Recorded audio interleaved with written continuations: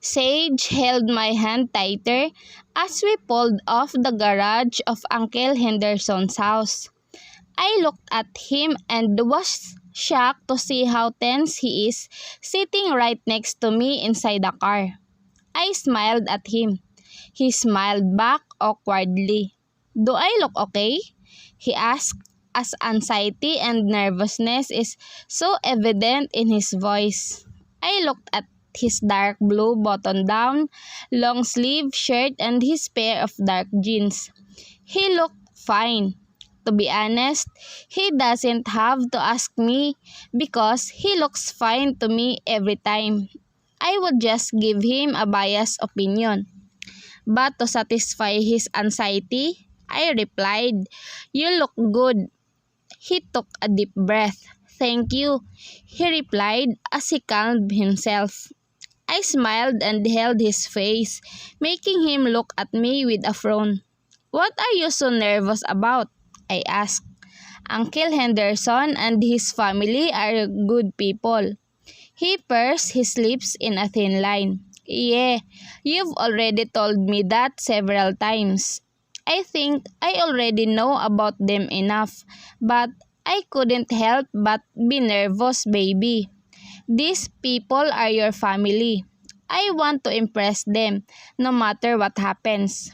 I smiled at him and pulled his face closer so I could give him a quick kiss on the lips. "Do not pressure yourself, Sage. I know you will impress them." I caressed his cheeks.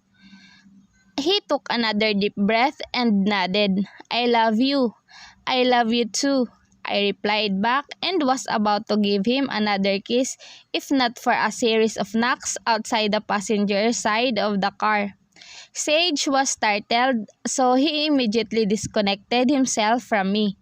I looked at the person who knocked and saw Genius and Tracy giggling outside the car. "My cousins, Genius and Tracy," I told Sage. He nodded and unbuckled his seatbelt. He did the same for me and kissed me on the temple. "Let's go, baby." I smiled and nodded as we both went out the car together.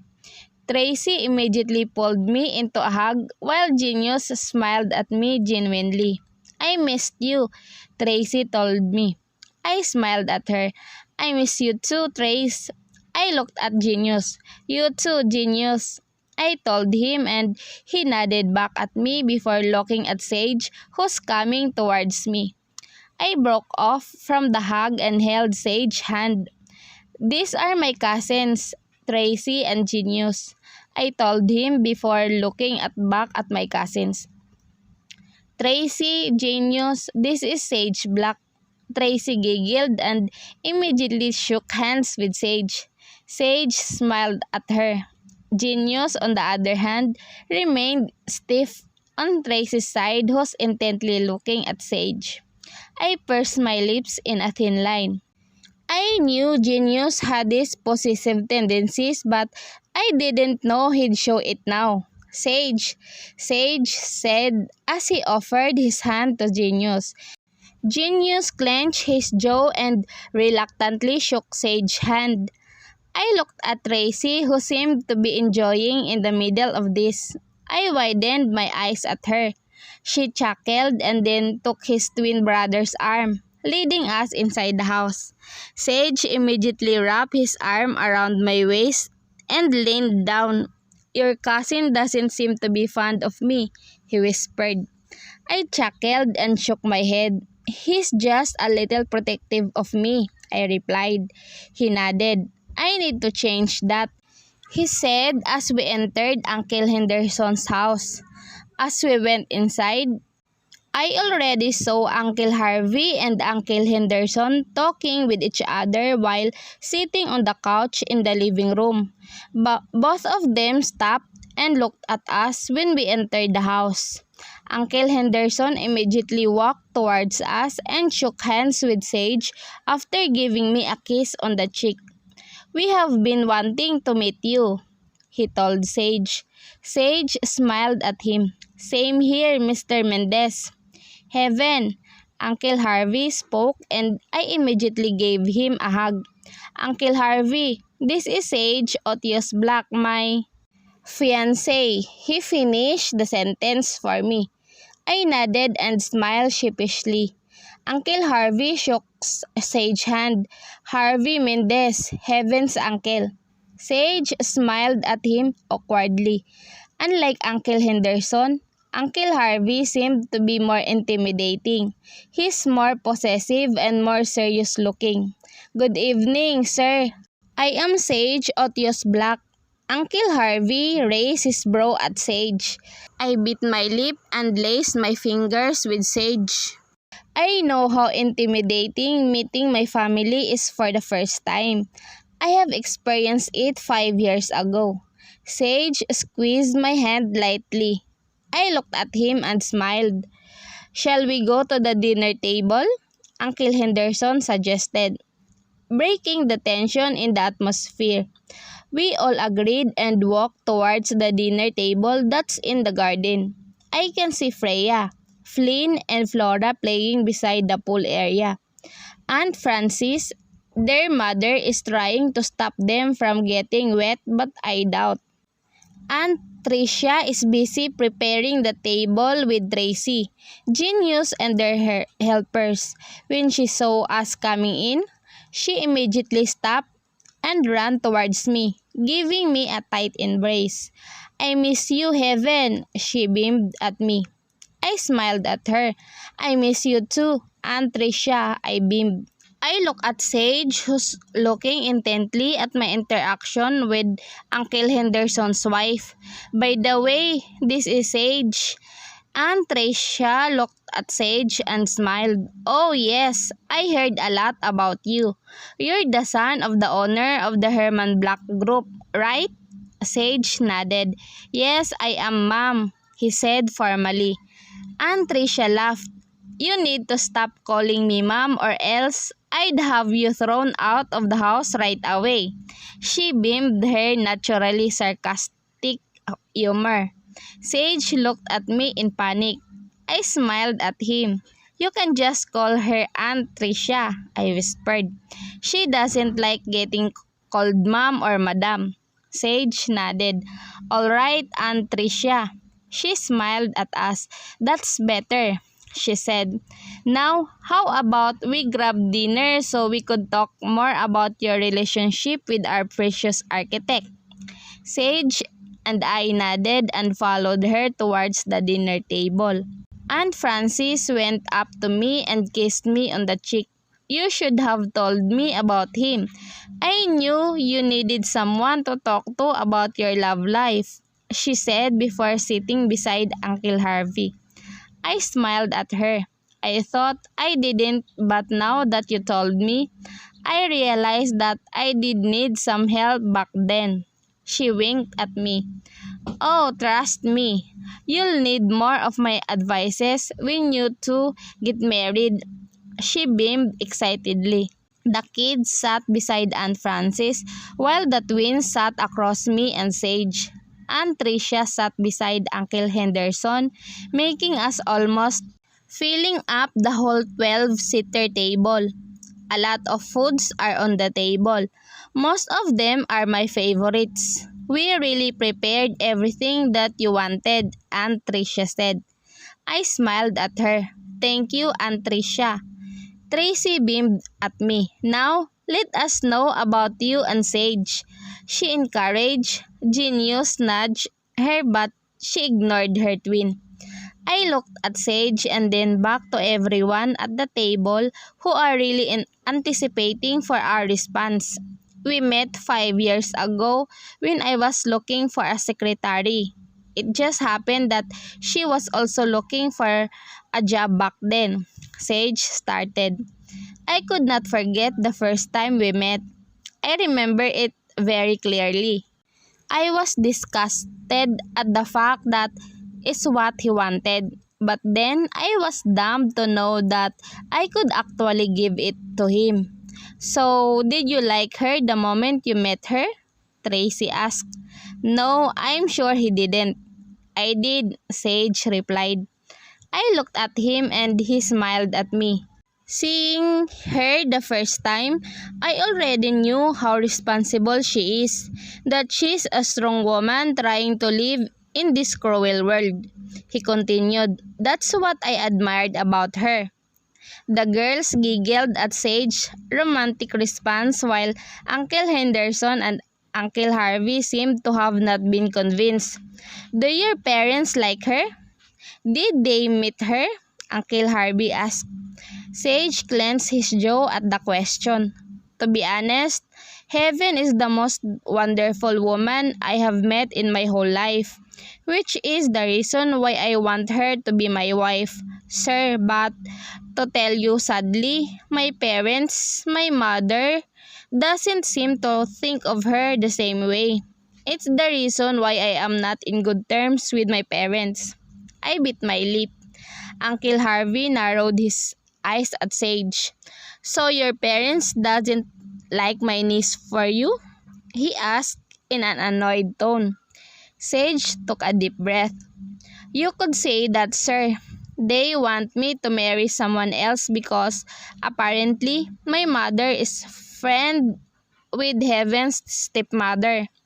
"Ah, the evil witch. Tracy," Uncle Henderson scolded Tracy for her words. "But it doesn't matter, sir, ma'am," Sage said. "I would not let anyone hurt Heaven, not even my parents. I will protect her with everything I can.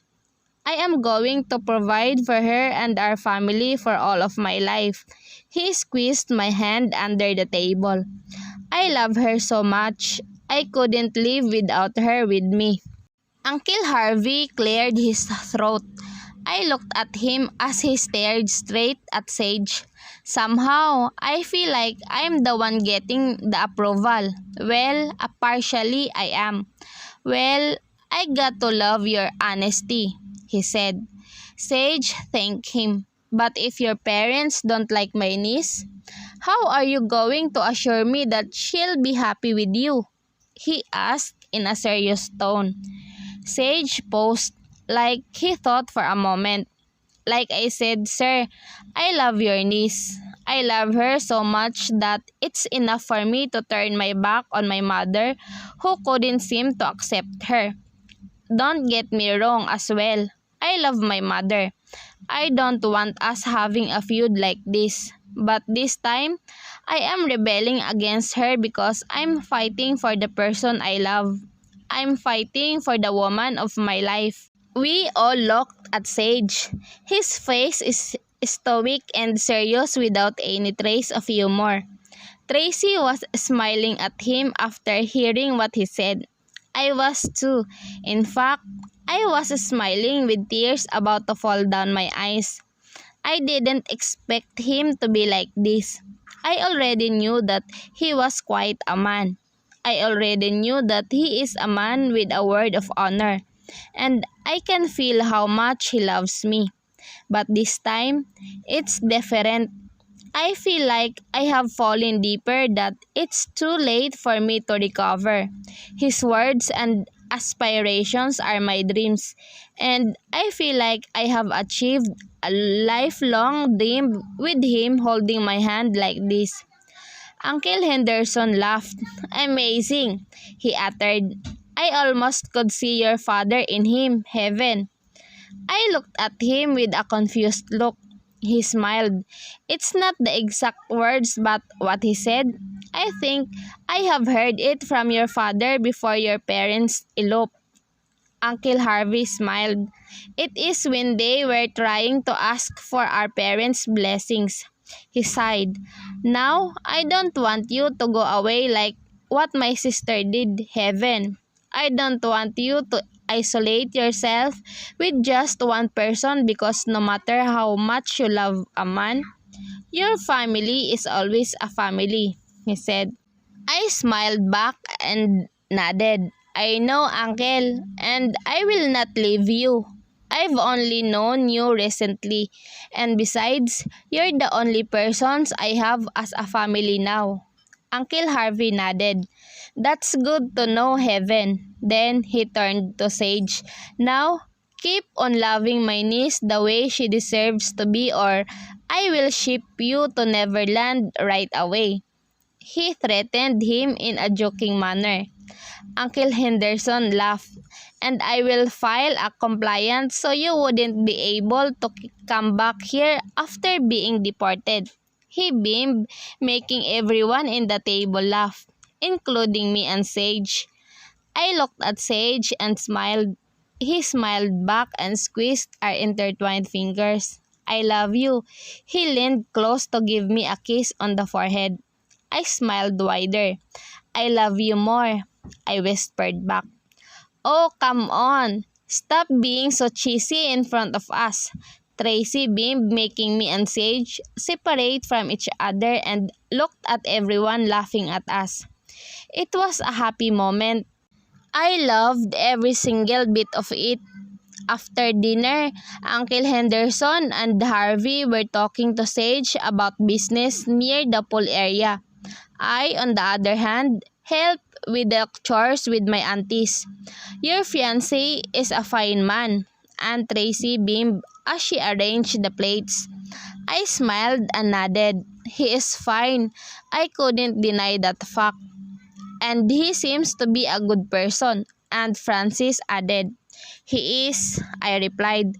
Sometimes I wonder how on earth have I bagged a fine and responsible man. The two laughed at my sentiment. Come on, Heaven. You're a nice girl. You're one of the best women I've known in my life, Aunt Tracy said. You've been an orphan for so long, but you've managed to finish and become one of the top architects in the state. Don't ever wonder why and how you're getting all the blessings. I, in all honesty, reckon you deserve the man. She smiled. Aunt Frances smiled and nodded in agreement. I smiled back at them and sighed. Hey, why the frown? Aunt Frances asked. I shook my head. Nothing. I'm just wondering if it's possible for his parents to accept me, I said sadly. I may seem to be unaffected in front of Sage, but the thoughts still bug me. I want to be accepted by his mother because after all, she's still his mother. She's still an important person to him. Sometimes, I wonder if he's ever thinking of trying to reconcile with her. He seems so passive about it. But then, I want him to trust the process of acceptance. I believe there will come a time when his family will accept his decision. I hope there will be a time for his family to accept me for him. Your uncles are nice persons, Sage said as we arrived inside his place. I looked at him and smiled. I told you, right? They're good persons. He shrugged. I guess I learned the hard way, he said as he turned the lights on. He held my waist and led me to the couch. We both laid there, cuddling. He was playing with my hair while my head is resting on top of his chest. I wish everything is as easy as meeting your family, he said. I looked up to him with narrowed eyes. You seem so tense to meet them. I don't think it was easy for you the first time, I replied. He chuckled. Well, I am nervous. It's my first time to meet your family, he replied, still chuckling. But I'm glad they are nice persons because I don't want to take you away from them, he said. I nodded as I laid my head back to his chest. Do you think your parents think that I took you away from them? I asked. He took a deep breath. No, Heaven, he shook his head. It's my mother who's taking away my happiness and my life by not approving our relationship. It's not your fault. It's not her fault either, I replied. He sighed once again. Yes, it's also not her fault. It's no one's fault, but she could at least acknowledge my love for you. I took a deep breath and hugged his waist. I love you. You know that, right? I love you so much more, Heaven. I smiled and hugged him tighter. I won't ever let you go, I told him.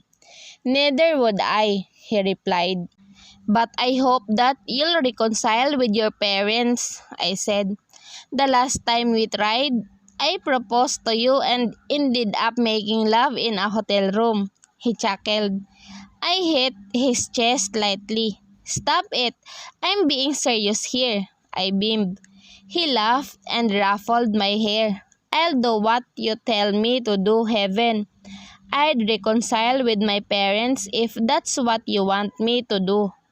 It's not what I want you to do, Sage. It's what you should do, I replied. He nodded. I know that. It's just so hard for me to face Mom while she speaks so highly about your stepmother and her daughter. I couldn't forget how bad they treated you in the past, he said as his grip around me tightened. I sighed and smiled. It's all nothing to me now, Sage. He looked at me with his deep brown eyes. Do you forgive them for taking away everything you have? He asked.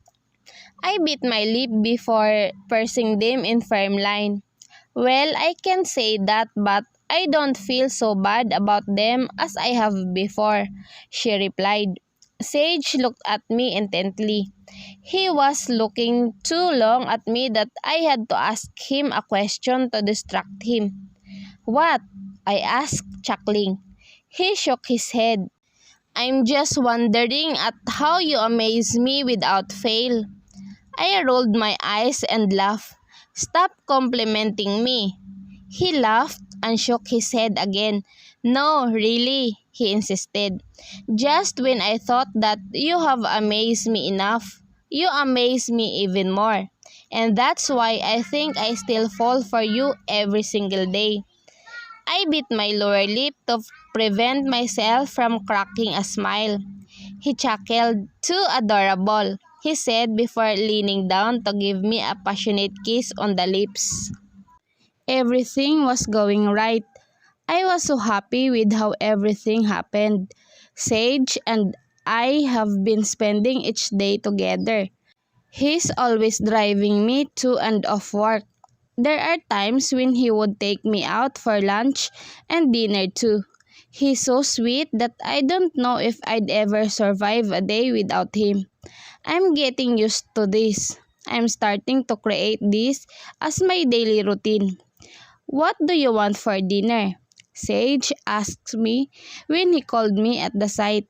Anything, I replied as I watched the construction workers climbing up the ladder. How about Filipino? He asked. I smiled as I placed the phone to my other ear. Sure, I'd love some Filipino food tonight. Done, deal. I'll pick you up after getting off from the site, he asked. Yes, I'm just watching the workers from afar. Are you alone? He asked in a baritone. I bit my lip to suppress my laughter. I am with some friends. Boys? He asked again. I smiled wider. Maybe? I heard him grunting from the other line before saying something to his secretary. Cancel all of my meetings after this. I have to go to heaven, he said.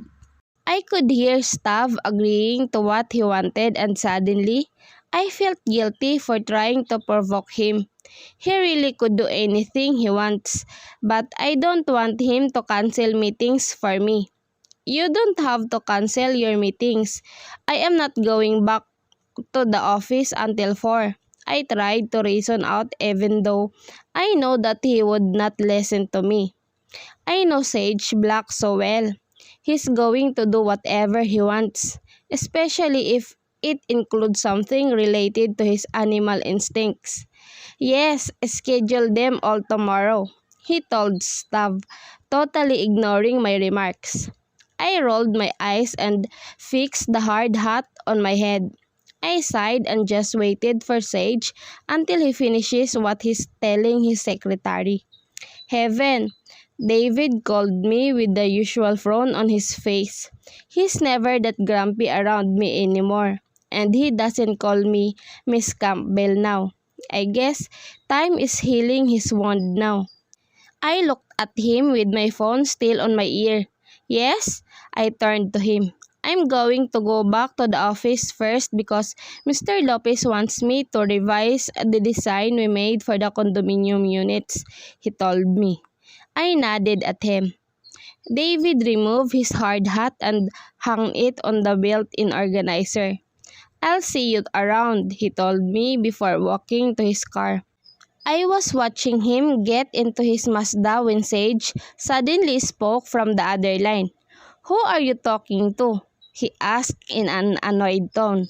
I rolled my eyes. It was David. He told me he's going back to the office, I replied.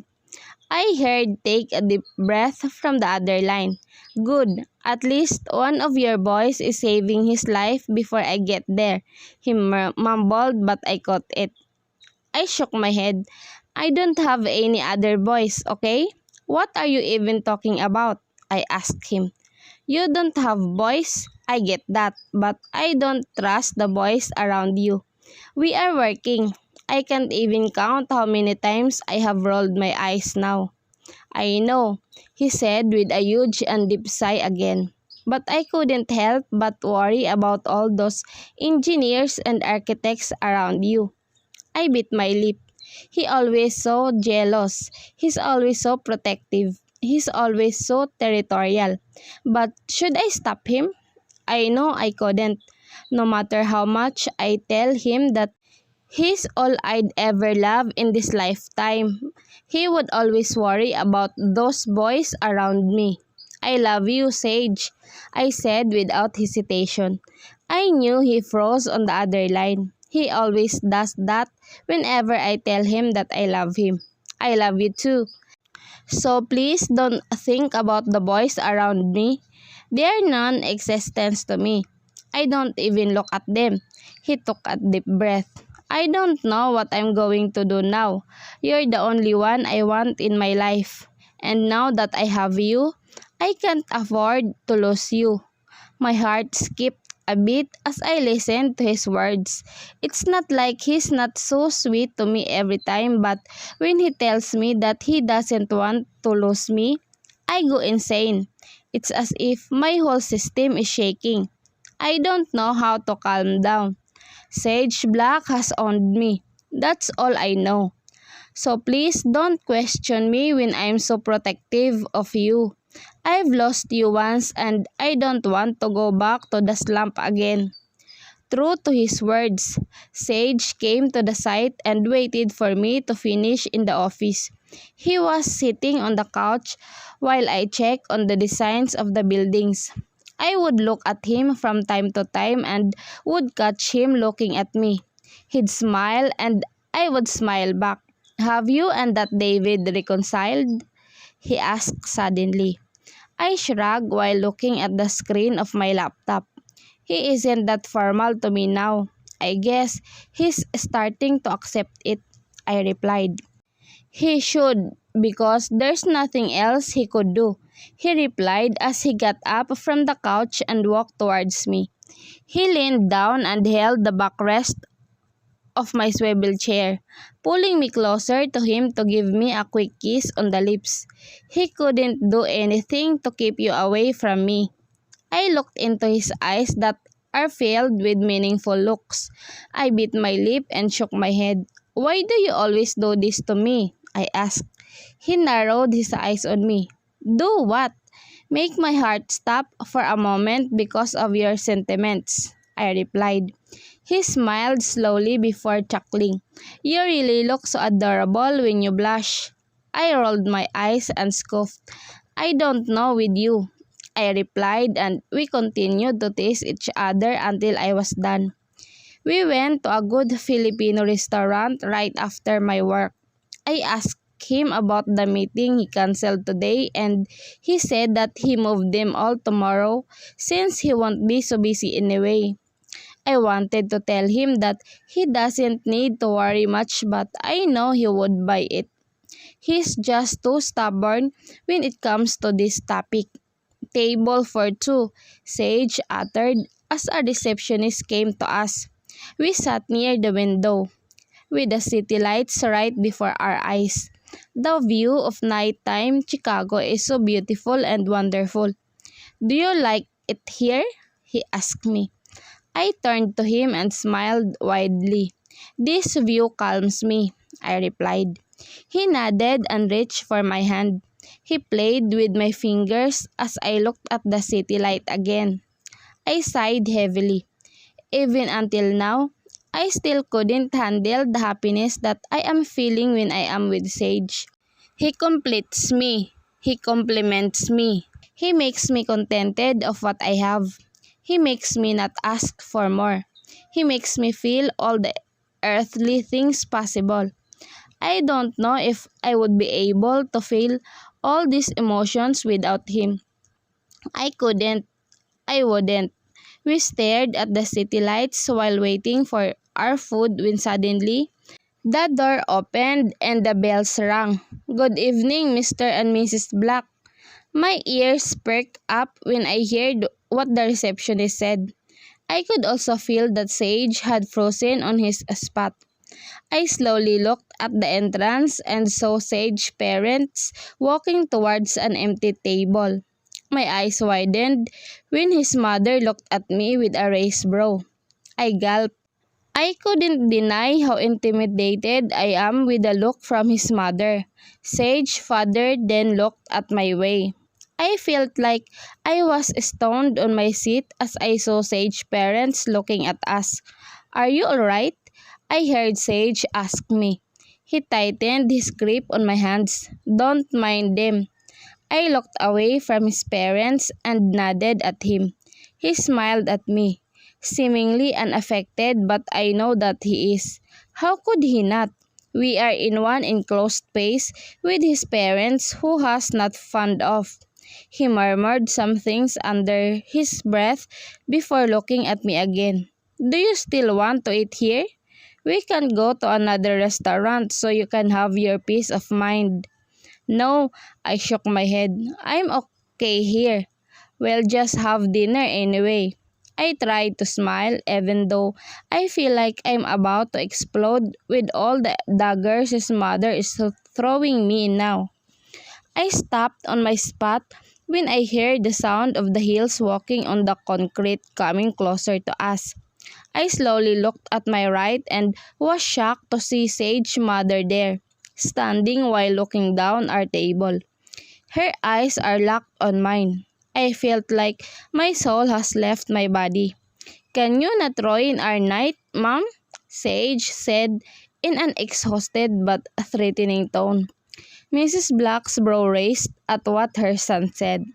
I'm not going to ruin your night, son. But if you're going to ignore the fact that Julia's pregnant, then I really am not going to think twice but to ruin this sweet celebration, she said before walking back to her table with her husband.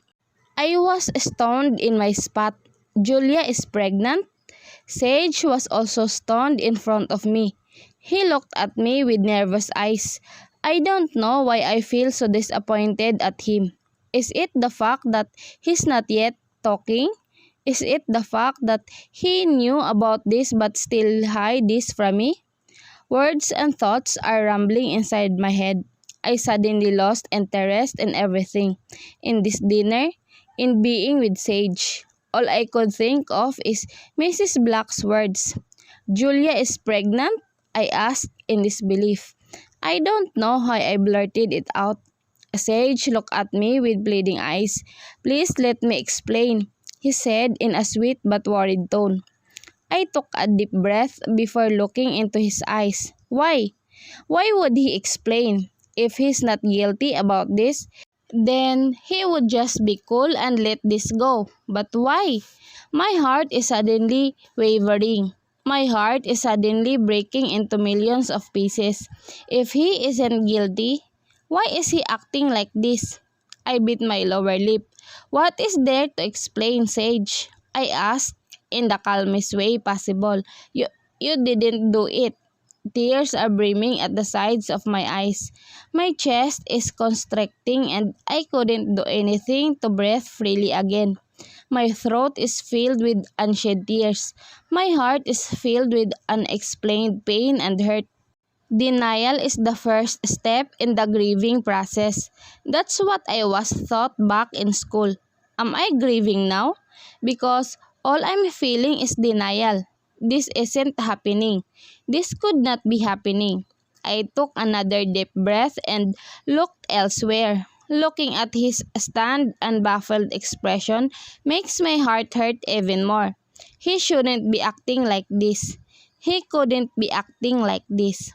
I'm sorry, he said, almost breathless. He looked down, looking down at his fidgeting hands. I scoffed, sobbed. I don't know anymore. Why is he apologetic? Why is he sorry? Why? Anger is starting to build up inside me. Why are you apologizing? Did you do something wrong? I swallowed a big lump in my throat. This is my weakness. I can't be angry and calm. I can't be painfully angry without bursting my emotions out. But this time, I am going to try. I am going to try to control myself. Sage couldn't look at me. He's just looking down and fidgeting his fingers. This truth is the most painful to bear. I gave him my all. I gave him another chance. I loved him even more than I have ever done before. But to see him like this, I feel betrayed beyond I could ever handle. I sighed deeply and fixed myself. I need to compose myself. I need to get out of here. I took my bag and stood up. Sage looked at me with worried eyes. I smiled at him weakly. Looking at you right now breaks my heart into pieces. I hope you fix this. I also hope that you'll be able to explain this to me soon. Until then, let's not see each other. My voice broke when I uttered my final sentence. I held onto my finger where the ring he gave me rest. I pursed my lips in a thin line as I slowly removed it from its home. Sobs are trapped inside my throat as I laid the ring on the table. I took a deep breath to compose myself before leaving him alone. I walked out of the restaurant bursting into tears with every step that I made. The people are looking at me as I walked my way towards the long line of cabs waiting outside. I hopped into one and told the driver my address. Only then that I had bawled my eyes out. I was crying too hard that I didn't even mind the cab driver. I was crying loudly until I could find it so hard to breathe. The driver even handed me a box of Kleenex for me to wipe on. I continued to cry my heart out without pausing. Love is never cruel, they said, but I don't think it's true. Love is cruel. Love is painful. Love is a killer. Love is the worst thing I have ever felt in this life because only love had hurt me this much. I feel like my heart has been smashed to the ground, grinded into really tiny pieces. It's impossible to make it whole again. The next day, I had to go to work with a huge pair of sunglasses. My eyes are red and puffy due to crying all night. I feel so tired as I only managed to sleep because of my tired set of eyes. Good morning, Miss Campbell. Everyone greeted me normally. However, I could not forgo the fact that they are looking at me with curious eyes. They must be shocked to see me dressed up like this. They must be wondering why I had to go to work like this. Are you alright? David saw me come into the elevator. I smiled at him weakly and nodded. He narrowed his eyes on me but I didn't mind him anymore. I didn't want to speak. I didn't want to be asked. I just wanted to be alone. However, I do not want to stay at home all day. I wanted to be occupied. I want to be busy. Only then I thought I would be free of this pain. Only then I thought I would stop thinking about him. Only then I thought I would stop worrying. When the elevator stopped on my floor, I immediately hopped out without any word to David. I wasn't ready to talk to anyone anyway. I wasn't even ready to talk to myself. I drowned myself in work. I had to drive back and forth to the site because of some unexpected problems. Normally, I would have been mad at the engineers, but right now, I like it. I like going back and forth. I like not having any time to breathe. I like not having any rest. I would like to exhaust myself to death so sleeping wouldn't be problem tonight. I would like to exhaust myself so that I wouldn't have time to think of him tonight. It's been my routine for days. For days, I haven't had time to watch over myself. I was just working, existing, working. I don't feel alive. I was like a bullet getting thrown aimlessly. I heard what happened. Tracy stopped by my office today. She had been trying to communicate to me every day, but I just wasn't ready to talk about it yet. I am not yet myself to tell anyone a story of me. I am not ready to tell anyone the story of my heartbreak.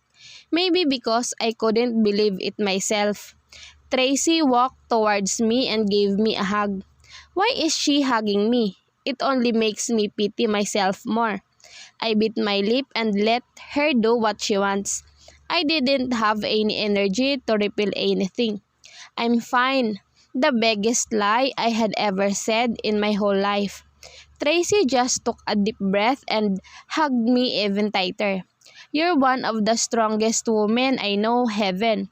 I smiled at her words. I should think about these words repeatedly from this day forward. My head feels so heavy and I have been feeling so weak and dizzy that I couldn't get myself to get out of my bed. My phone had been ringing since I could remember, but I don't have the energy to even move an inch. I massaged my head and tried to slowly get out of bed. This is what I hated when I am alone. I hated being sick alone. When I have fever, I would just sleep all day, but if there are other symptoms, I couldn't rest. My world is spinning as I tried to get up, but I forced myself to hold onto the wall to prevent myself from falling. I answered my phone without even looking at who's calling. Heaven, it's Uncle Henderson's voice. I have been calling you but you weren't answering. I got nervous. Were you just sleeping? I took a deep breath. Yes, Uncle. I just got up. What's wrong with your voice? You sound sick. I pursed my lips in a thin line to prevent myself from sighing hard. I'm just feeling a little dizzy, Uncle. Have you eaten? He asked in a worried tone. I just woke up, Uncle, but I will prepare breakfast now. He took a deep breath. Good. If you're still dizzy after eating, take the day off, he suggested. I will, I replied before hanging up. I placed my phone inside my pocket and tried to walk, although I was literally crawling towards the bathroom. I sat on the toilet while trying to calm the rotating world around me. I was sitting there for more than 15 minutes, and when I realized that it wouldn't stop anytime soon, I took out my phone and texted Tracy to come over. Good thing she didn't have classes in the morning, so she rushed to my place. As I was waiting for her, I thought of the reasons why I am feeling like this. It rained yesterday but I was inside my car. I didn't get wet. I drove back and forth to the site yesterday but I wasn't necessarily tired. In fact, I enjoyed driving back and forth. I slept all night well, as far as I can remember. In fact, I went to bed early. I didn't do anything against my usual routine. So why am I feeling this right now? Heaven! Tracy yelled as soon as she got inside my apartment. I could hear her opening some doors. Maybe she's looking for me. She walked inside my room and gasped when she saw me sitting on the toilet bowl. "What happened?" she asked as she helped me get up. I smiled at her weakly. "I don't know. I was suddenly dizzy when I woke up." She was muttering some words under her breath as she helped me sit on the couch. She told me she'd cook me breakfast when her phone rang. She answered it while she was on her way to my kitchen. I laid my head on the couch and closed my eyes. I feel better with eyes closed. "Are you not nauseated?" I heard Tracy ask me. "A bit," I replied weakly. She was quiet for a moment before I heard her sigh deeply. "Have you missed your period?" she asked me. I immediately opened my eyes and looked at her even with how dizzy that makes me. I tried to remember the day today and there I realized that I have been delayed. Tracy shut her eyes closed before looking at me again. "I'll get you what you need. Don't get up from there. I'll be quick."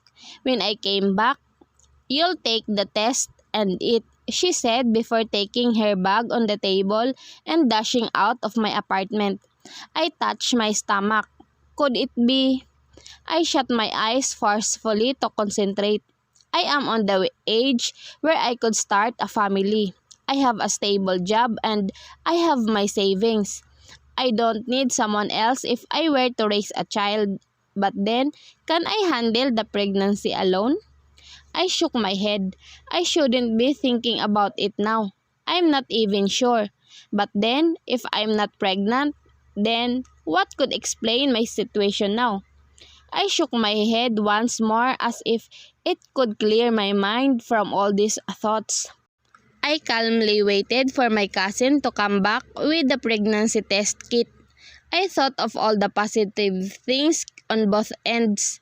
If I really end up being pregnant, then I will cherish my child with all my heart. I will give him or her everything she wants, everything I didn't have. But if I ended up not being pregnant, then I will strive hard so I could give my future children the life where they don't have to make ends meet because I will do it for them. I will see to it that they will not experience the pain and the hardship I have gone through. When Tracy arrived, she had two plastic bags on her hands. She placed it down the center table before taking out what I have been waiting for. "Here, I bought two of each kind," she said as she handed me 10 pieces of pregnancy kits. I looked at her in disbelief. "Do I have to pee on all of this?" I asked in a slightly disgusted tone. She shrugged. "That's how they go, sister," she replied as she took out a chocolate bar from the plastic. Suddenly, I wanted one as well. But then, when I was about to take a bite, I felt my stomach getting upset, so I ran to the bathroom to throw up. Tracy then followed me. She stroked my back and assisted me to sit on the toilet bowl. She looked at me and made sure I was fine. "Can you urinate on your own?" she asked. I looked at her ridiculously. "Of course," she laughed, then stood up. "All right, I'll let you do the honors then," she said as she left me inside the toilet alone. "If you need me, just shout," she beamed from the room. I sighed and looked at the pregnancy kits in my hand. I feel like peeing anyway, so I'll just fill in what I could fill in all these kinds in my hands. I took 4 pregnancy kits and tested them all. I looked at them all at once as I nervously waited for the results. One red line from all of them appeared and suddenly, I felt like my breathing is starting to hitch. If another line shows up, then I'm pretty sure I need to go to a specialist later on. I prayed inside my mind but I wasn't sure of what I am praying for. Was it for me to not be pregnant? I don't know. I just prayed without even knowing what I would do. I waited for a few moments before seeing another line appear from the screen. Suddenly, tears poured around my eyes as I held one of the pregnancy kits with a positive sign. When it had finally sunk in, I cried loudly. I was already down on the floor while crying my heart out. Tracy must have heard my loud cries because she ran up to me with a nervous voice. "What happened?" she asked as she held my shoulders, making me look at her. I swallowed and showed her the pregnancy kits I had tested. They all showed 2 lines. I don't know what's more affirmative than all of this. "Oh my God!" she exclaimed as she looked at me with wide eyes. "Heaven, you're—" She seemed so shocked that she couldn't even speak the K word. I sobbed in front of her and that made her hug me tight. She hugged me and comforted, and that's the only time that I felt her sobbing with me. "I'm so happy for you, Heaven." I cried in her arms and nodded my head. "I am happy too," I replied as I looked at the pregnancy kit in my hand again. "I swear I'm going to be the best aunt in the whole universe," she beamed as she laughed while wiping the tears in her cheeks. I smiled widely at him while crying. If anyone would see us now, they'd probably think we're crazy because we're laughing and crying at the same time. But I didn't care. I was happy. I am happy. We are happy. Tracy asked me to eat breakfast after the laughing and crying session. She's also a little too excited because she's already browsing some pregnancy tips in the internet. With every interesting thing she gets, she shares it with me. She also bought me antiemetics and some crackers. She said they would help with my morning sickness. She even volunteered to stay at my place while I am pregnant. She said, "I can't be alone now." I just nodded and agreed since I think that she's right. "We should visit an OB soon," she said. I nodded. "I think we should. I want my baby to be healthy too," I replied while I ate the pancake she cooked. She nodded. "All right, I'm going to ask my friends to recommend you one," she said as she took out her phone and started messaging her friends. I just continued eating because I think her cooking has improved a lot. She looked at me with curious eyes. "Are you going to tell Sage about this?" she asked. I stopped eating and looked at her. I placed my fork down and sighed. "I don't know. I haven't really thought about that. In fact, I don't want to think about it. I reckon I'll be happy even without him. I reckon my child and I will be happy even without him. You should think about it. After all, he is the father. He has the right to know." I nodded slowly and just continued eating. Does she really have to know? For the next few weeks, Tracy had accompanied me to the OB every time I had to make a visit. She was also so careful that she even texted me almost all the time reminding me of the things I should not do. I am now 16 weeks pregnant and I couldn't lie that my baby bump is showing whenever I came to work. I don't usually go to the site now because I am afraid that the chemicals from the site might affect my baby. "You need to tell your boss about your condition so he'd give you a little lesser work," Tracy said as we were eating breakfast. "I mean, you can't stress yourself now, especially now." I looked at her before taking in another bite of the pancake she made, nodding in agreement. I'm pretty sure she wants me out of any stressor there is. I am thankful for that. Mom asked me how you were doing. She asked me to invite you come over soon. She wants to assure you're fine. Aunt Frances thinks the same as well. I nodded. "Sure, I had to clear up my schedule at work first," I replied. She nodded. "I will personally pick you up from work later. My class is only until 3 in the afternoon." I looked at her and shook my head. "No need, Trace. I'll just drive. You've been helping me too much."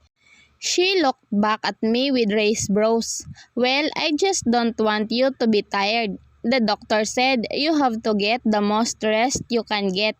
"The doctor didn't say I can't drive from time to time. I am pregnant, not invalid." I cut her.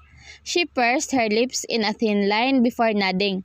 She stared at me for a moment before letting out a deep sigh. "Alright, but you have to text me when you get to work, when you're off work, and when you're home," she ordered. I smiled at her and nodded. "You're such a pain," I told her, chuckling as we continued to eat. As promised, I drove to work and updated Tracy every time I had to move. "You wear loose clothes these days," Cassandra, one of the employees, told me as we got to the elevator together. I smiled at her and shrugged. "They're comfortable," I replied, not trying to initiate another topic. I don't think I have to tell her anything about my pregnancy anyway. She got off when we were already on the fourth floor, leaving me with a wide smile. I smiled back at her as I closed the door. I went straight to Mr. Lopez's office before mine. His secretary said that he just arrived, so I waited on the couch while she checked if he could entertain me for a moment. I sighed and looked at my belly. I stroked it once and smiled to myself. "I am not going to let anybody hurt you, my angel. You're going to be treasured even if it's just us two." Every night, I think about whether I should tell Sage about this pregnancy. But every time I do so, I think about what life I could give my child, and every time I think about it, I am empowered to give my all. I am going to make sure to give the best I could. And that's the only way that's stopping me from crumbling down. I don't need anyone to give my child the best life out there. I have myself for that. "Miss Campbell, you can meet with Mr. Lopez now," the secretary told me, and I immediately walked towards his office. I opened the door and was shocked to see Sage sitting there with him. My heart suddenly pounded at the sight of him. I haven't seen him in weeks. The last words I told him hurt me up to this day. And now, he's here. "Good morning, Miss Campbell." Mr. Lopez smiled at me. "You may take a seat beside your fiancé." I could almost shiver when I heard the word fiancé. I just had to keep it inside. I walked towards the seat he was talking about and sat beside my fiancé.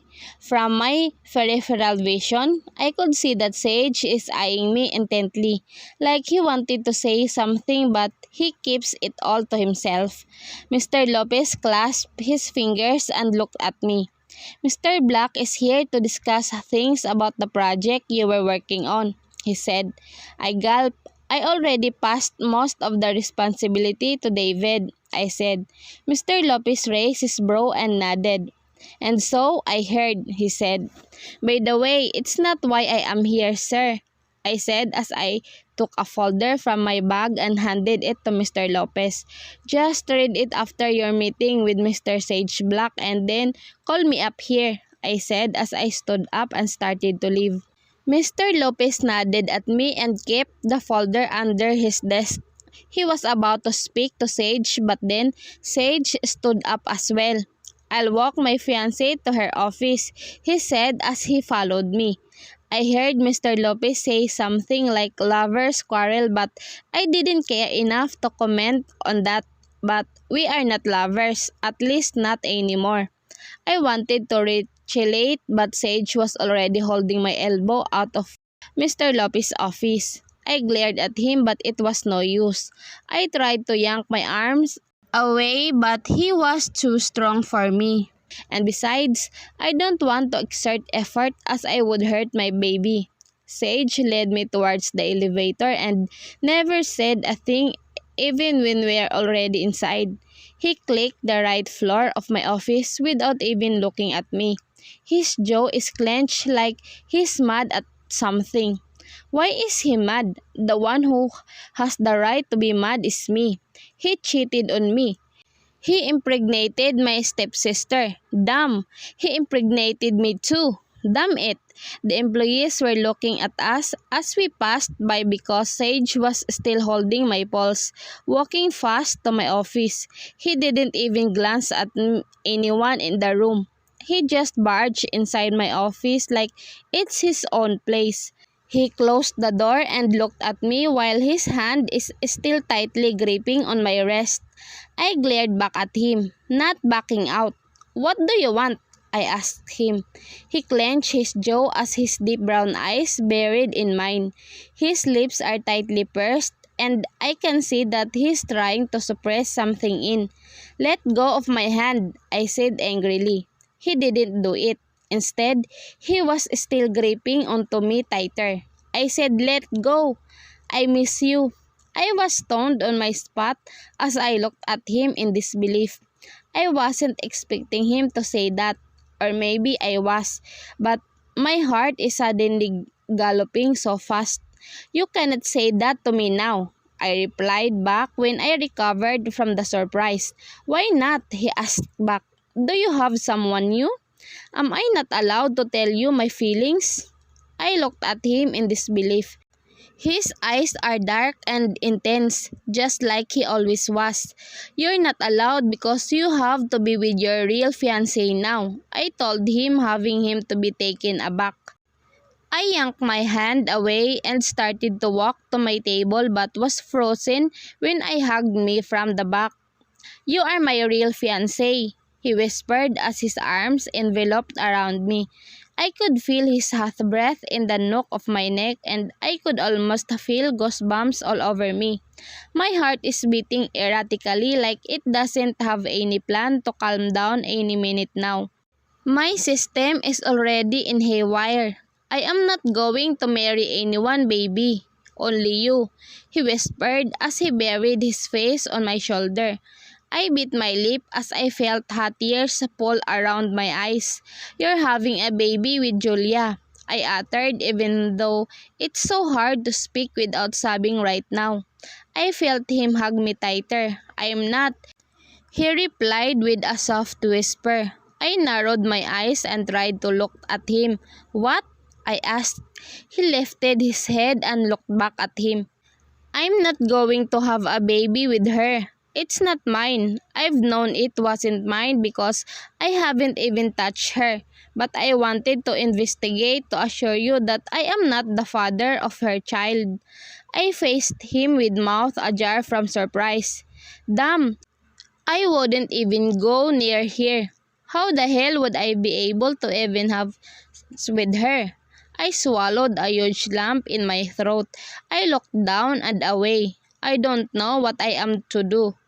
He's not the father of Julia's child. He's not going to marry her too. "Take me back, heaven," he said as he slipped his fingers in between mine.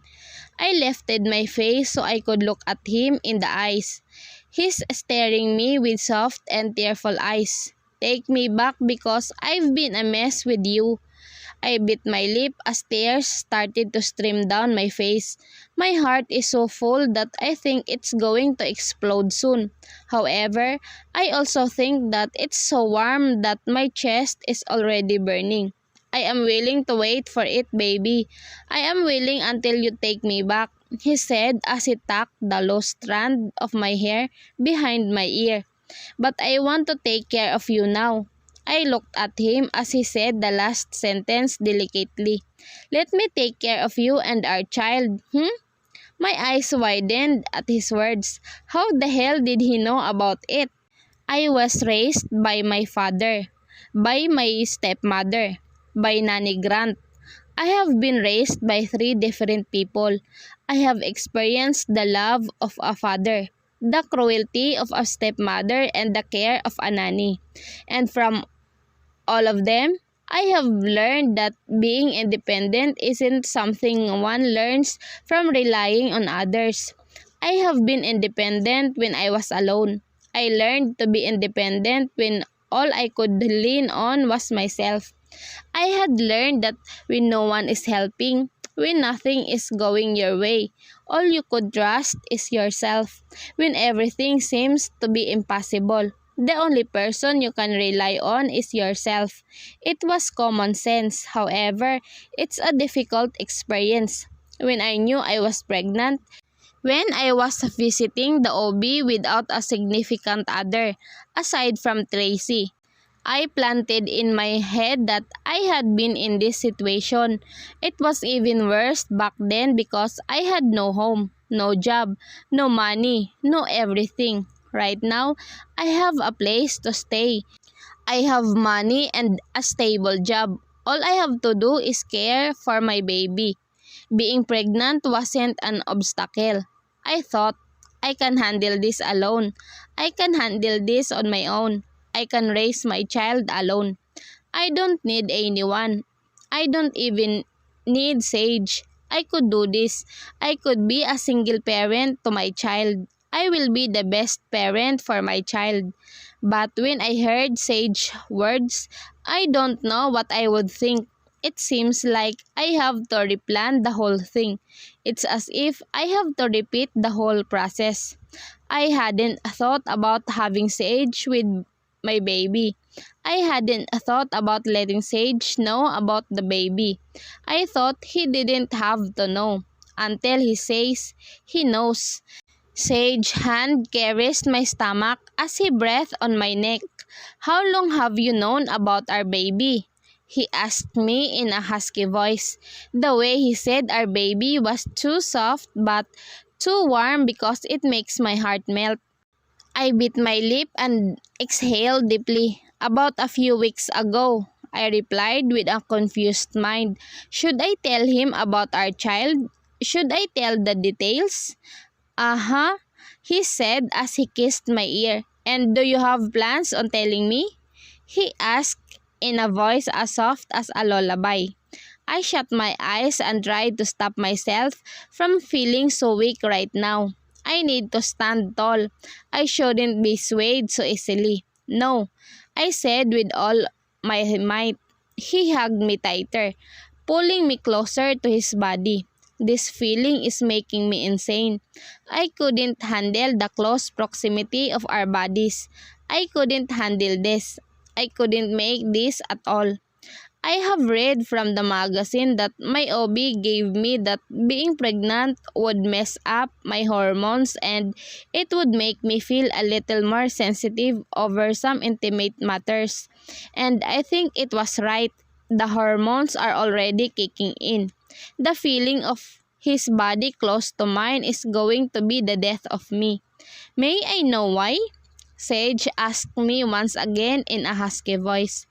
His hands are roaming around my stomach to my waist and it's making me lose my mind.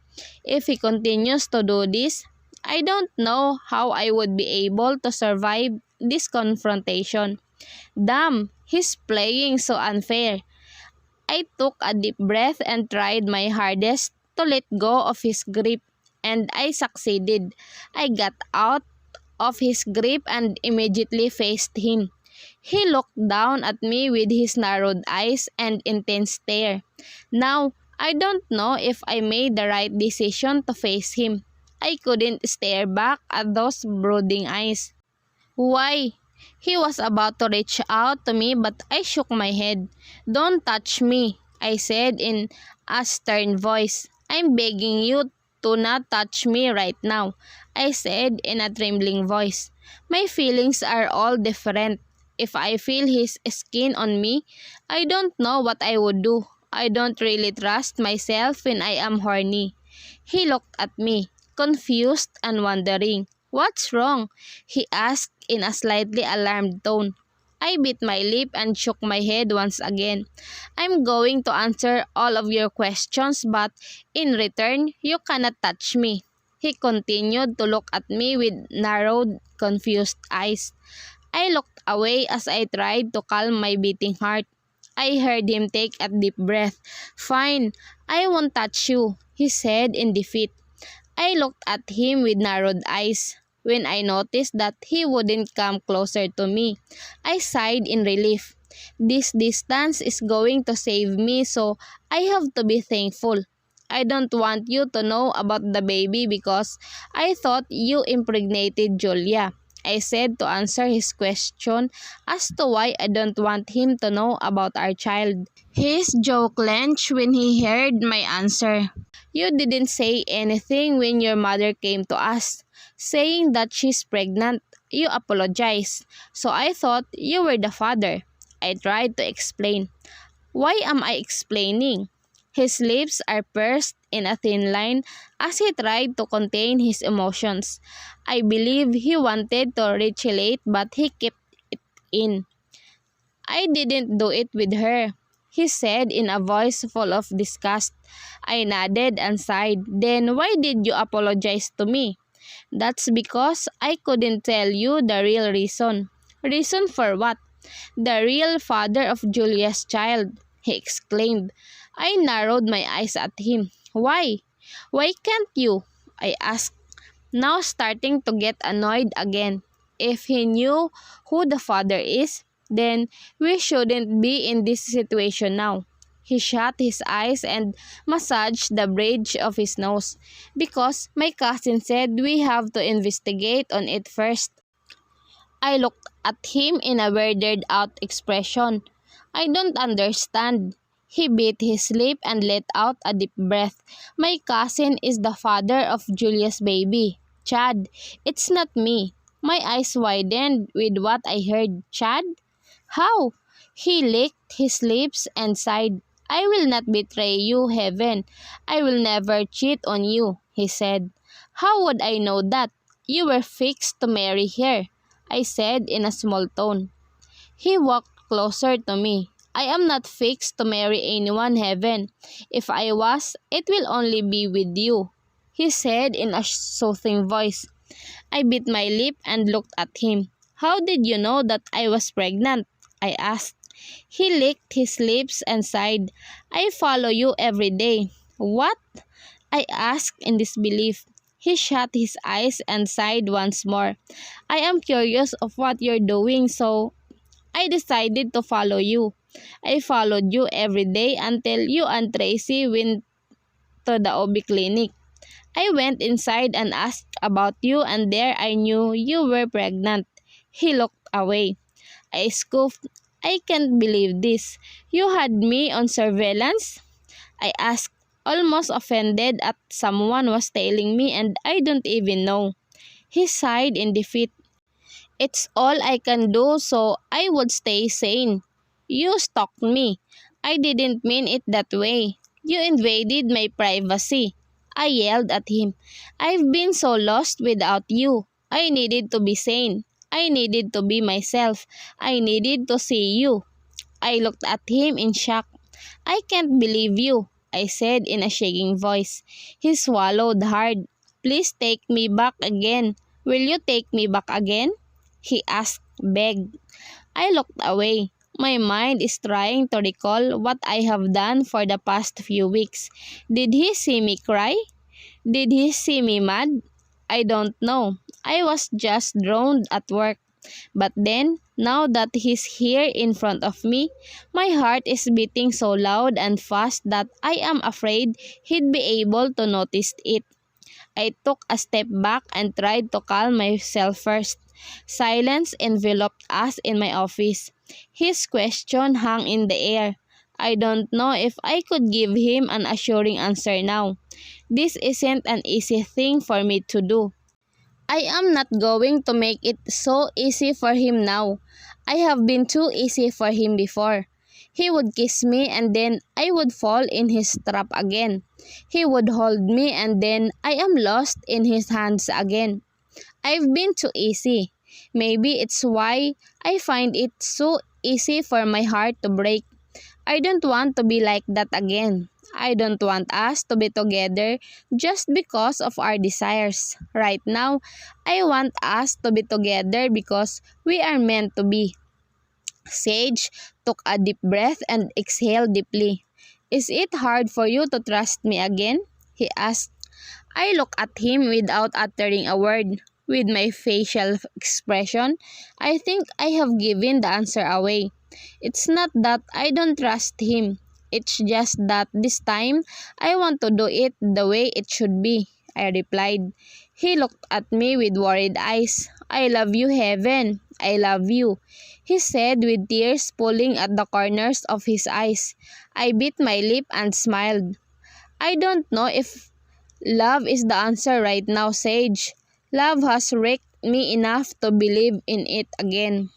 Tracy was consoling me the whole night after my encounter with Sage because I have been crying so long.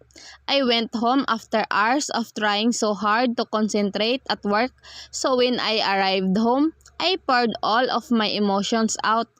I could still hear the way he told me he loves me. I could still remember his sad eyes when he looked at me as I pushed him away. I could still feel my heart breaking as he left me alone. I wanted so hard to come back to him. I wanted so bad to feel him again. But my heart couldn't handle it anymore. My heart has been broken so bad that I don't think I can manage to make it through again. Are you still going to work? Tracy asked me when she saw me all dressed up the next day. She saw how I was so affected by Sage. She's worried that I will stress myself by forcing myself to go to work when I don't feel well emotionally. I sighed and nodded. I have to finish the sketches today. She pursed her lips in a thin line as she watched me sit in front of her on the dining table.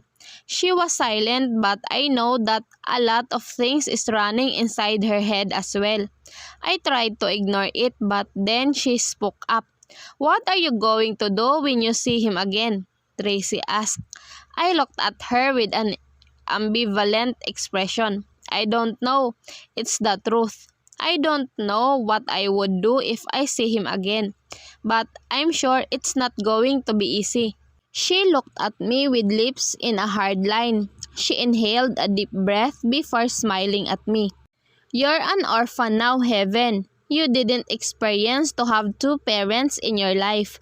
When your dad remarried, he married a useless and cruel woman. You never really got to experience how it would feel to have a mother. Were you contented?" I narrowed my eyes at her question. "I wouldn't say I am, but I have grown used to having no one by my side when I was still growing up." She nodded. "Doesn't your mom have a space in your heart?" I swallowed. I can picture where this conversation is going. Honestly, yes, there is. She smiled. "I hope you don't want your child to feel that kind of emptiness by not knowing his or her father. Sage is still here. I am not saying that you should take him back. All I'm saying is you have to weigh the consequences of your decisions, especially now that it's not only just you. It's your child we're talking about."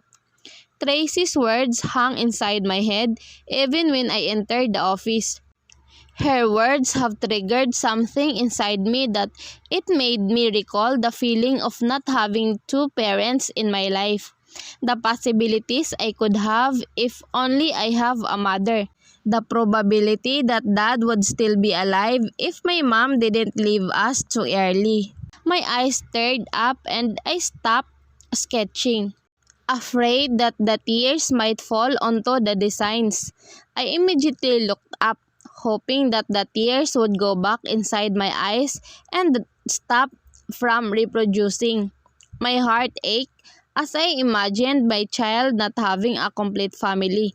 My heart constricts when I realize that even if I would give him or her everything, he or she would still not be contented because of the lack of parental figures. I dried my eyes for minutes until I heard a series of knocks on my door. I looked at the door opening and was shocked to when I saw a delivery man coming in with a huge bouquet of flowers. "Delivery for Miss Heaven Angeline Campbell?" he asked. I stood up and walked towards him. "It's me," I said. "Who did this came from?" I asked as I took the bouquet from his hands. He smiled awkwardly and shook his head. "They didn't say who he is, Miss Campbell," he said as he took the receipt and asked me to sign. I looked at him with narrowed eyes until he was out of sight. I placed the bouquet down my table and saw a card attached to it. "I'll do everything to make you take me back again, Sage Black. I sighed and placed the card on my table. I took the bouquet again and arranged it on my vase. I removed the wilted flowers from my vase and replaced them with these fresh roses. I could feel a warm hand holding my heart as I stared at the flowers on the side table. I'm unknowingly smiling, and I was only aware of it when I heard my phone ring on my table. I frowned when I saw that it was David who's calling. Yes, David. Heaven, we need you at the site. Some of the measurements don't match. His voice was urgent. How could that happen? I asked, but I was already taking my things, ready to go out of the building. I heard him take a deep breath. The engineer gave us the wrong details of the building. Now, the materials are short and the measurements need to be adjusted again. I shut my eyes in irritation. How I hate it when people make mistakes at some sensitive things like this. If the design was simple, the adjustments would have been easier, but with this building, we have to work overnight once more for the remedies of the measurements. I drove to the site and saw David getting mad at the people in the site. He's fuming mad, and I can understand why he's so frustrated. I hopped out of my car and started walking towards them. The engineers greeted me when they saw me. I immediately looked at the designs and the revised measurements of the second floor. David looked at me with worried eyes. We are nearing the deadline for this and this happens. Damn! I took a deep breath. I'll take this to the office, I said as I took the plate. I couldn't stay here for long since I am trying to finish the drafts for the 15th and 16th floor. The engineers nodded at me. Will we be able to finish this before the weekends? One of them asked. I smiled and nodded. I think so. I will check the materials with the new measurements as well. I'd probably give you the finished plate tomorrow or the next day after. They all sighed in relief, but David looked at me worried. Will you be fine doing that alone? He asked. I nodded and gave him an assuring smile. I will finish this, don't worry, I said as I walked back to my car. I put on my seatbelt when my phone rang. It's Tracy. Where are you? She asked immediately when I answered. I am at the site, but I'm going back to the office now, I replied. She sighed. Good. I am in your office to have lunch with you, but your receptionist said she saw you went out. I got worried. You can't stay long there. The smell of the chemicals might harm your baby, she said. I smiled. I know. I'm coming back. Will you wait for me? I asked. She sighed from the other line. I'm sorry, Heaven. I couldn't wait for you because I only have an hour of break time. I thought you were here, so I came. But you were out, so I don't think I can actually have lunch with you. I'll come by later if you want. I nodded and revved the engine. So, have you eaten? I asked. I'll just grab something to eat on the way back, she replied. I'll see you at home, she said before hanging up. I sighed and drove back to the office only to be greeted by a huge pizza on my table. The other employees outside my office said that it was delivered just minutes ago. On top of it is another note. Don't forget to eat your lunch. Sorry for bringing you pizza. Next time, I'll bring something healthier. I love you. Sage Black. I pursed my lips in a thin line to prevent myself from cracking a huge smile. I opened the box and was reminded of how hungry I was when I smelled the aroma of the pizza. I took one slice and ate it with a happy heart. How am I going to react if he is this sweet every day? I don't know if I'll be able to live. I can't continue living well if my heart is beating crazily fast with his sweet antics. So, "What's with the smile on your face?" Genius asked me. He came to my place to watch over me because Tracy is out for tonight to run some errands. Now, here Twin is here, playing PS4 as I walked inside. I immediately wiped the smile off my face. I couldn't deny it. I was smiling all the way home. I was actually grinning to myself since lunchtime. This is ridiculous. I am hurt by him, but here I am, smiling like a lunatic because of him. "Yes, pizza," Genius exclaimed as he placed the controller down and ran up to me to get the box of pizza from my hand. I willingly gave him the box. I already ate 4 slices.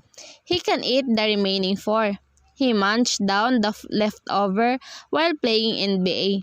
I sat down beside him as I reviewed some of the plates in my laptop. "You bought this on your way home?" Genius asked as he was down on the second to the last slice. I looked at him, couldn't speak. It's as if he caught me hiding a secret in action. "What?" I asked, I almost stuttering. He narrowed his eyes at me. "I'm asking if you bought this on your way home," he repeated. I bit my lip and looked at my laptop again. I don't know what to tell him. Tracy had told me about Genius' stand on my relationship with Sage. He's fine when I introduce Sage to the family, but now that we've separated, Tracy said that he's mad at him. So how can I tell him straight that Sage gave the pizza to me? He's even eating the pizza given to me by him. I nodded, still not looking at him. I don't want to lie while looking at his face. I couldn't lie while looking at his face or anyone's. It's just not me. Genius didn't speak right after and just continued eating and playing. I felt like I could breathe some fresh air when he didn't ponder on it anymore. I concentrated on the revision of the measurements and designs of the building we were working on. I need to finish this as soon as possible, or at least a whole floor tonight so we could finish the whole building on time. My phone vibrated. It's Mr. Lopez. From Mr. Lopez, "I have been told that you have a problem regarding the measurements on site. Are you working on it?" I bit my lip and immediately replied to Mr. Lopez, "Yes, sir. I'm working on it now. I will finish this before the weekend." Nervousness is rushing to my veins as I waited for his reply. David and I decided to not report the issue to Mr. Lopez because we don't want him to worry about this. He's been thinking and stressed on all the projects for the whole year. We don't want him more stressed. My phone vibrated once more from Mr. Lopez. "All right, don't stress yourself about it. If you need help, you can ask David for help." My eyes narrowed at the screen. Did Mr. Lopez just tell me to not stress about this? I shook my head and just shrugged to Mr. Lopez. "Thank you, sir, but I will try my best to finish this ASAP." I placed my phone down and stared at my stomach. I remembered that I talked to him about my condition. He was surprisingly very negotiable about it. I don't know, but I'm also thinking that Sage had talked to him about this. I took a deep breath and just shook all of my thoughts away. Right now, I need to focus on the plates. "What's with your eyes?" Genius asked me when he saw me the next morning. I rolled my eyes and sighed. "I stayed up all night for the plates," I replied as I went straight to the fridge to take out my morning milk. "You stayed up all night? Don't you know that it's not good for your baby?" he asked in a calm tone. I can only imagine if it was Tracy. She would have yelled at me and started her litany of lectures. "I'm taking the day off today. I'll just go to the office to pass the plates and then I'll go straight to the OB." Genius narrowed his eyes at me. "Alone?" he asked. I nodded. I can manage. I know you have classes today. I smiled at him, assuring. He took a deep breath. Tracy's going to kill me if I told her you went to the OB alone, he said. I chuckled. I'm fine. I can handle Tracy when she asked me about it. Don't worry. You have to go and do good in school. Genius looked so apologetic that he couldn't drive me to the OB. But nonetheless, I'm already thankful because he's here and had accompanied me the whole night. It's not easy for a male cousin, you know. He couldn't do anything that even when he was already leaving for school. He's still telling me that I should call him once I'm in the office and when I'm on my way to the OB. I couldn't do anything so I just agreed. And besides, that's the least I could do to alleviate his anxiety. I slept for more and then went to the office before lunch. I felt energetic after the short nap this morning, so I was smiling all throughout. I saw David in the elevator. He's about to get to the site, I think. His eyes widened when he saw me. Hey, are you not working today? He asked. I shook my head. I took the day off, I replied, but then I gave him the plate tube. I finished the designs last night. Good thing I ran into you. He nodded and took the tube. I'm off to the site, he said. I smiled.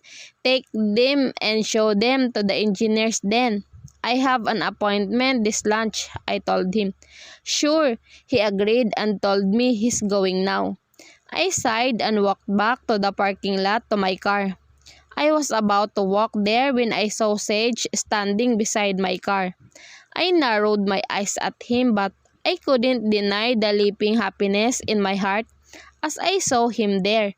I don't know if these emotional changes is caused by the messed up pregnancy hormones or not. I maintained a straight face as I walked closer to him. What are you doing here? I asked. He looked at me and stood straight. He's wearing a dark blue sweatshirt and a pair of faded jeans. He's not on his usual suit, so I think he's not going to work today. I took a deep breath and calmed myself as my eyes darted to his toned biceps that are noticeable even in his long-sleeved sweatshirt. I heard you have an appointment to the OB today, he said, sounding unsure and nervous. I raised my brow and my head to the side. So? He bit his and smiled nervously. I want to come with you. I can manage, I uttered as I walked towards the driver's seat of my car. I buckled my seatbelt and was shocked when I saw him buckling his seatbelt on the shotgun seat of my car. I looked at him in horror. What are you doing? I yelled at him. He looked at me with his dangerous eyes and exhaled. I already told you what I want to do, he said, as if suppressing his anger. And did I tell you you can come? I asked hysterically. Why can't I come? That is also my child, he said, raising his voice at me. I narrowed my eyes at him. You don't have to waste time for our child, I told him sarcastically. Why not? I want to, he insisted. I rolled my eyes and just shook my head. Then go to your car. Don't ride with me. I must be a real hypocrite. I don't want him near me but I want him to come with me as well. I am about to go crazy. He messed his hair as if about to lose patience with me. I don't have my car, baby, he said in a calm tone. I narrowed my eyes at him. And where is your car? I asked staff to drive me here. Something came up so I let him use it back to the office, he said as he took his phone from his pocket and checked something. Why didn't you go with him then, if there was a problem? My probing is so annoying, even if I am annoyed with it, but Sage seemed fine. He was fine and good at suppressing his anger and irritation. Well, I want to be with you. he said as he looked into my eyes with his intensified stare. I looked away, knowing that I would definitely lose the staring contest. You know that I'm willing to leave anything and everything if it means I could be with you. It's still like that now. My desire is even stronger now because we're going to have our little one. So don't push me away because there's no other place for me. It's always going to be by your side. His voice was so soft and his words were a direct hit to my heart that I can't help but feel crazily more in love with him. I couldn't do anything. Sage's words seemed to have hypnotized me because I was flabbergasted on my seat. He was humming the song on the radio as we went to the OB clinic. I must admit that his presence is still so amazing. Even when I say I don't want him to come with me, I am somehow relieved that I am going there now with him. I have seen how couples act so sweet inside the clinic. Most of the time, it's the males who are even more nervous for their significant others. It's cute, I thought then, but deep down, I know that I am hoping for it to happen to me as well. I pulled over the parking lot of the small OB clinic. Sage immediately unbuckled his seatbelt and went on to unbuckle mine. My eyes widened at his sudden gesture. His hands seemed to know everything they should do. And when he looked right into me, I am, once again, mesmerized by the distinct color of his eyes that make my heart skip a bit. I love you, he whispered as his gaze went down to my lips. I bit my cheek as I tried to calm my beating heart. I wanted to respond to him. I would have if I hadn't thought against it. I looked away and sighed. I shouldn't. I immediately went out of the car and walked inside the clinic. I shut my eyes and took a deep breath as I opened the door. The receptionist smiled at me. "Good day, Miss Campbell," she said as she looked at her record book. "You are scheduled at 1 in the afternoon. Dr. Priscilla is still attending to a patient." She finished with a wide smile. I nodded and gave back a huge smile before walking to the waiting area. From afar, I could see a couple who seemed to be fighting over something.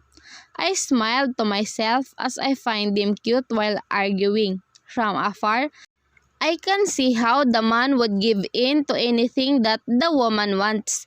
It kind of reminds of someone else. I sat on an empty chair and was a little startled when Sage sat beside me. He extended his arm on top of the backrest. I looked at him and saw him staring down at me. He looked so serious and dangerously handsome as he stared at me with his chocolate brown eyes. "Are you next?" he asked. I shook my head. There are still 2 more patients before me. I pointed at the pregnant women who are lined up before me on the office of Dr. Priscilla. He nodded and sighed. "Are you tired?" I asked him. To be honest, he looked thinner than when I last saw him. He's also looking a little more stressed than ever. He gave me a small smile. "Nope, I'm just thinking about how nervous you were feeling when you visit her alone," he said in a sad tone. I bit my lip and looked away. "Most of the time, I was with Tracy," I replied while looking at my hands on my lap. I heard him let out a heavy sigh. "I wish I was there with you." I wet my lips and looked at him. I smiled. "It doesn't matter. You're here now," I replied. I didn't know why I had to tell him that. I shouldn't have because that would only make him think I want him here. But I do.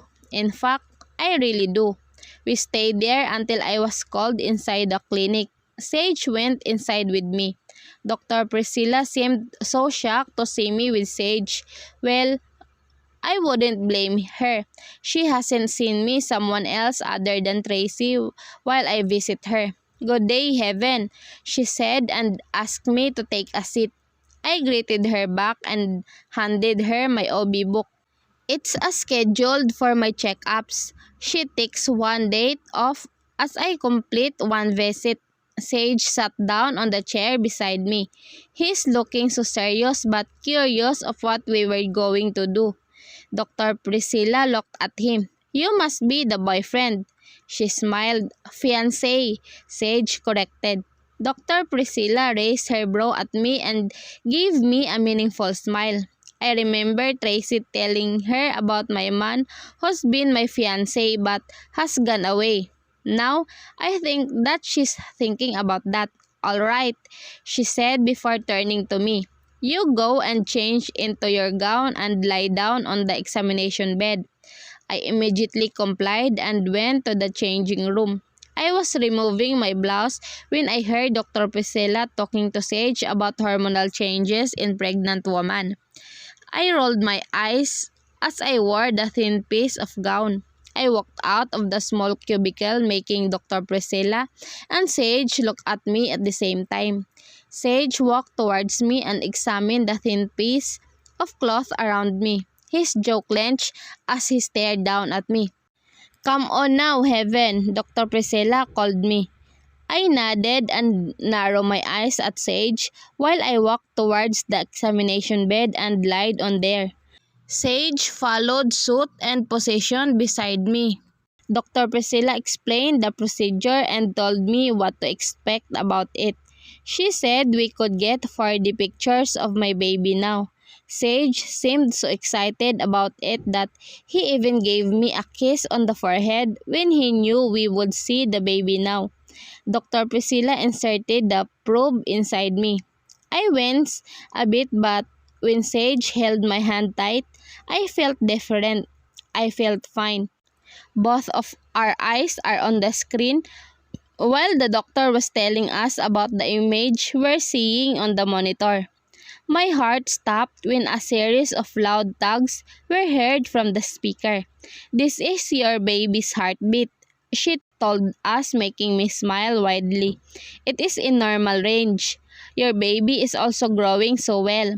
You need to keep up with the lifestyle you have now. On your next visit, you'll be able to know the gender of the child. I nodded and looked at Sage, who seemed so fascinated at the screen. I smiled unknowingly as I watched him stare at our baby. It's as if a warm hand is holding my heart. I couldn't help but feel so touched. Dr. Priscilla handed out photos from the ultrasound before asking me to change now so we could schedule the next visit on her table. There were 5 photos of our child. I handed them to Sage because I know that he's so amazed by them. You can have 3, I told him. Sage looked at me, confused. I smiled. Thank you for coming with me. He looked at me affectionately. I've been wanting to do this for a long time. I've wanted to do this since I knew you were pregnant. I nodded and sighed. I still want to thank you. You made me feel more secured now that you're here with me. He cupped and caressed my cheeks. You know how much I love you, right? It doesn't become less. Heaven, my love for you grows with each day. It's making me crazy but it's making me happy as well. I love you and I'm willing to do anything for you. And now for our child.